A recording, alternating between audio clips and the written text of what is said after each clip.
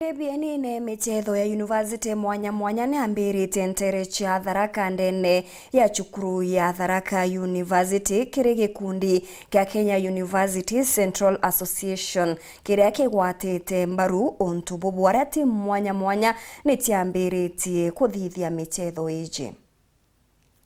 Munanu, the Dean of Students, Tharaka University.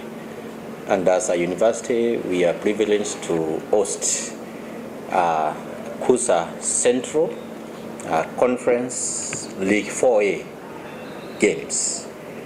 And these games are being held today on Saturday, 11th, and also 12th, Sunday, November.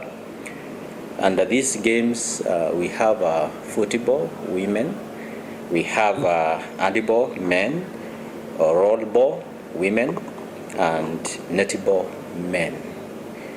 And the Kenya University Sports Association Central is the central region. We have 11 universities, starting all the way from Murang'a. We have Dedan Kimathi, there is Karatina, we have Kirinyaga University, we have University of Embu, there is Chuka University, there is Meru University of Science and Technology, there is also Kemu, and then we have Tharaka, we have also Seku, and also Kenyatta University, Kitui campus. Yes. So we are privileged as a university to host these games. And this is our second time because we also hosted last year, 2022.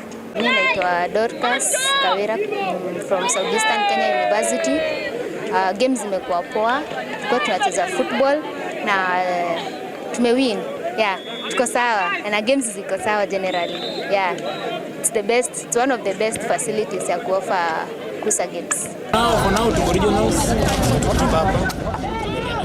Johnson Kaunda, wengi wanajua kama Chiparu, na natoka Karatina University, the Tigers, as you can see, lebo venye nasema.